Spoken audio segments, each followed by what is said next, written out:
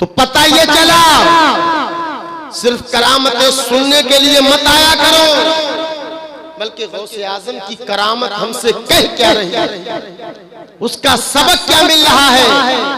तो सबक हमें से यही मिला है, लोगों तुम लोगों पर जुल्म ना करो। अगर किसी ने तुम्हें परेशानी के वक्त में पैसा उधार दे दिया तो वक्त से पहले उसका पैसा लौटा दो। किसी ने तुम्हारे घर पर मजदूरी कर ली तो उसको मजदूरी दे दिया करो। किसी ने तुम्हारे यहाँ पर आकर के काम किया है तो उसका पैसा दे दिया करो। ऐसा ना हो कि उसके बच्चे इंतजार में हैं कि हमारा बाप काम करके आता होगा, हमारे लिए फल लेकर के आता होगा, हमारे लिए खाने पीने का सामान लेकर के आता होगा। लेकिन जैसे जैसे शाम होती चली जा रही है, बच्चों का इंतजार बढ़ता चला जा रहा है। बच्चे दरवाजे पर आकर के बैठ गए हैं कि हमारे अब्बू आ रहे होंगे, हमारे लिए बाजार से सामान लेकर के आते होंगे। लेकिन तुमने उसके बाप से कह दिया है मजदूर आज तुझे मजदूरी नहीं दी जाएगी, आज मेरे पास में बैलेंस नहीं है। अल्लाह अकबर, वो बच्चों को क्या मुंह लेकर के जाएगा, उसके बच्चे क्या समझेंगे जब ये खाली हाथ भर कर जाएगा। ये लोगों जहां तुम्हारे बच्चे अच्छा खाते हैं, अच्छा पीते हैं, तो मजदूर की मजदूरी टाइम पर दे दिया करो ताकि वो भी अपने बच्चों को कुछ खिला सके। लेकिन नहीं, हम मजदूरों को तारीख पे तारीख देते हैं। हमारा काम निकल गया, अब हम कहते हैं अच्छा जुमरात को आ जाना। जुमरात को बेचारा आया तो आपने कह दिया अभी पेमेंट नहीं हुआ है, फला जगह से हफ्ते को आना।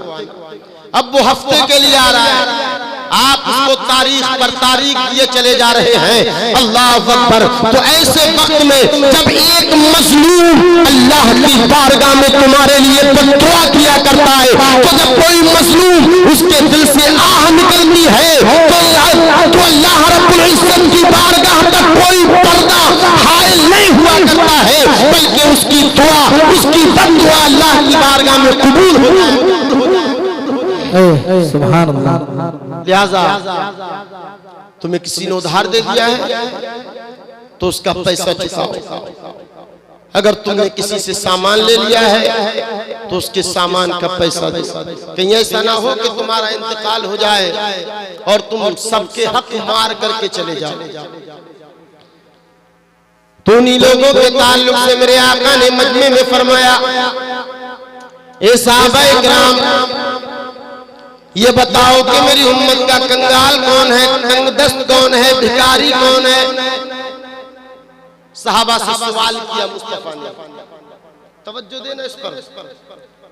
तो किसी ने कहा या रसूल अल्लाह जिसके पास पैसा ना हो वो कंगाल है।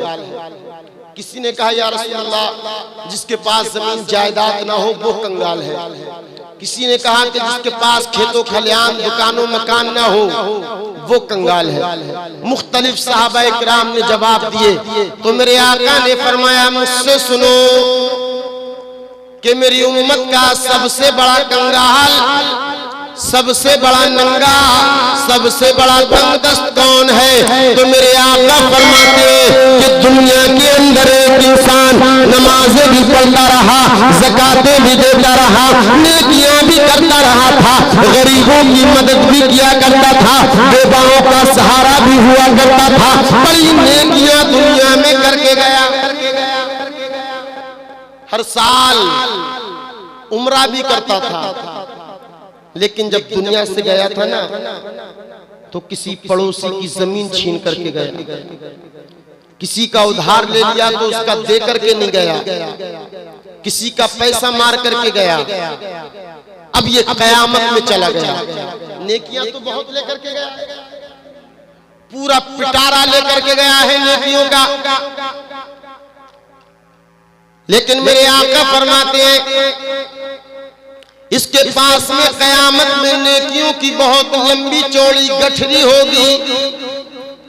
लेकिन जब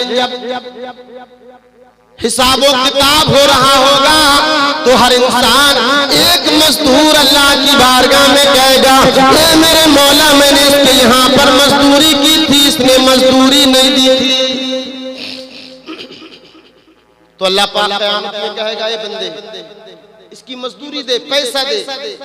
तो कयामत में चूंकि पैसा तो होगा नहीं जो दिया जा सके, तो अब अल्लाह फरमाएगा कि तू इसको नेकियां दे, उस नेकी वाले की नेकियां कम हो जाएंगी। दूसरा इंसान आएगा, वो कहेगा मेरे मौला इसने मेरी दुकान से चावल उधार लिए थे, उसका पैसा आज तक नहीं दिया था। हुक्म हो जाएगा कि पैसा दे, तो कहेगा मेरे मौला मेरे पास में पैसे नहीं। तो अल्लाह पाक की जानिब से हुक्म हो जाएगा कि नेकियां दे। आका फरमाते हैं बड़ी नेकियां लेकर के गया था, लेकिन नेकियों वाले हक वाले अपने हक मांगते रहे, इसकी नेकियां खत्म हो जाएंगी। जब नेकियां खत्म हो जाएंगी तो लोगों के गुनाह इसके सर पर लाद दिए जाएंगे। तो मेरे आका ने फरमाया ये लोगों मेरी उम्मत का सबसे बड़ा कंगाल, सबसे बड़ा भिखारी, सबसे बड़ा मोहताज ये है कि जो दुनिया से तो नेकियां लेकर के बहुत गया था, दुनिया से बड़ी नेकियां लेकर के गया था, लेकिन आखिरत में इसके हिस्से में एक भी नेकी नहीं आई। सब नेकियां खत्म कर दी गई। तो मेरे आका ने फरमाया ये है मेरी उम्मत का सबसे बड़ा कंगाल। तो हम ऐसे ना बने, अगर हमने किसी का माल ले लिया है तो उसका माल दे दें, किसी से पैसे ले लिए हैं तो उसके पैसे दे दें। आओ मैं आपको बताऊं हजरत गौसे आजम की बारगाह कैसी बारगाह है।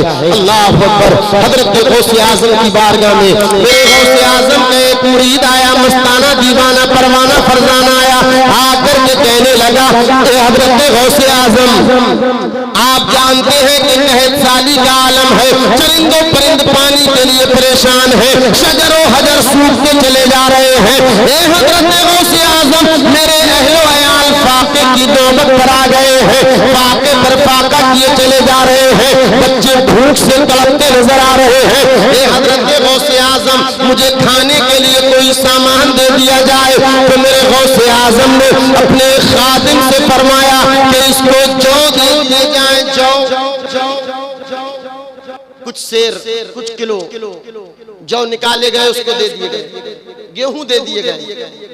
अब वो अपने घर आया और गौसे आजम ने फरमाया था इसको अपने डिब्बे में डाल देना, कंटरी में डाल देना, कुठिया में डाल देना।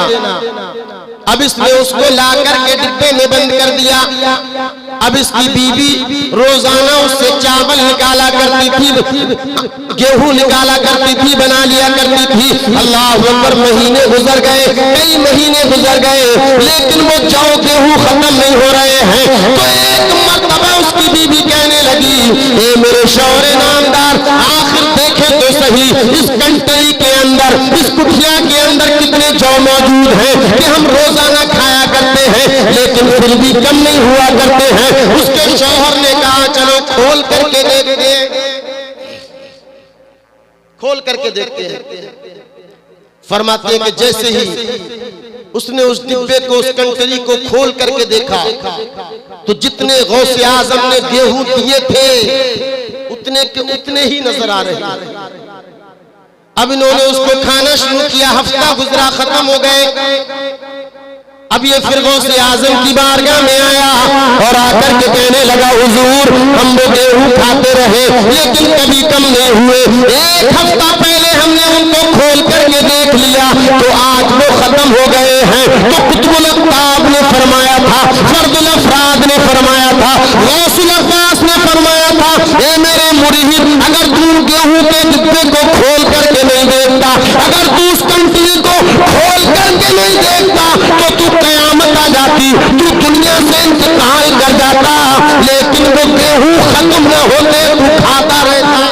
नारे तकबीर, नारे रिसालत, फैजानी गौसे आज़म, मसलके आला हज़रत। आला हज़रत गौसे आज़म की शान में बयान फरमाते हैं तू हुसैनी, तू हसन, तू हुसैनी हसनी जो न मोहयुद्दीन हो, खिज़र मजमे बहरैन है चश्मा तेरा। गौसे आजम को आखिरी बात जिक्र कर रहा हूं, हसनी और हुसैनी सैयद कहा जाता है। हसनी और हुसैनी। तो गौसे आजम को हसनी सैयद इसलिए कहा जाता है कि गौसे आजम के वालिद की जानिब से ये जो नसब चलता है वो हजरत इमाम हसन तक जाकर के पहुंचता है। यानी अगर गौसे आजम का नसब अपने वालिद की तरफ से देखें तो वो इमाम हसन तक पहुंचता है, और अगर अम्मी जान की तरफ से देखें तो ये नसब हजरत इमाम हुसैन तक जाता है। इसलिए हजरत गौसे आजम को हसनी और हुसैनी सैयद कहते हैं। अब आओ मैं आपको बताऊं, हजरत अली,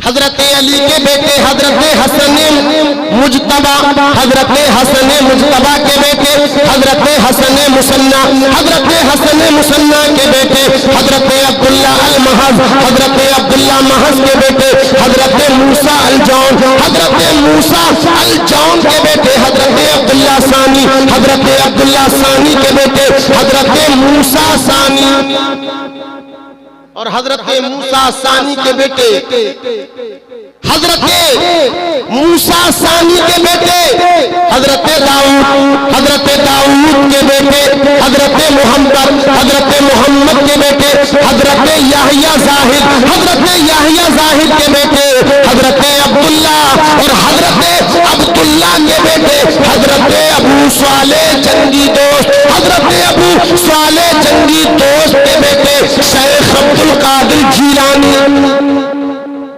तो ये सिलसिला बस सिलसिला आप पहुंच गए कहां तक? हजरत इमाम हसन। तो ये हो गए हसनी। अब आप हुसैनी कैसे हुए?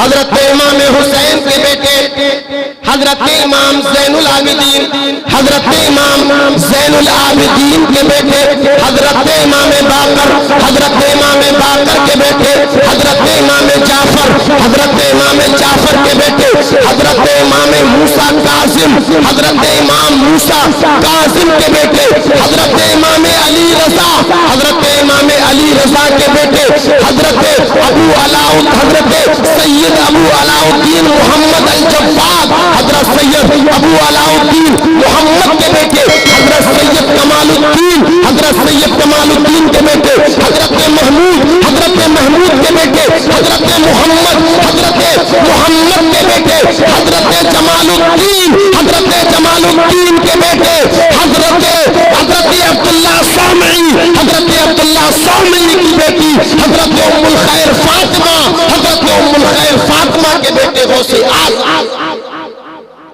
तो आप अपनी वालिदा की तरफ से जाएं तो पहुंचते हैं हजरत इमाम हुसैन तक, और अपने वालिद की तरफ से जाएं तो पहुंचते हैं हजरत इमाम हसन तक। इसलिए हजरत गौसे आजम को हसनी और हुसैनी यानी नजीबुत तरफ़ैन कहा जाता है। आला हजरत ने फरमाया, वाह क्या मर्तबा ए गौसे वाला तेरा, ऊंचे ऊंचों के सरों से कदम वाला तेरा, सर भला क्या कोई जाने कि है कैसा तेरा औलिया मरते हैं, आंखें वो है तलबा तेरा। अल्लाह पाक हम सबको हजरत गौसे आजम से सच्ची अकीदत और मोहब्बत करने की तौफीक अता फरमाए। कलमा तय्यब पढ़े, ला इलाहा इल्लल्लाह मुहम्मद रसूलुल्लाह। अस्सलाम वालेकुम व रहमतुल्लाह।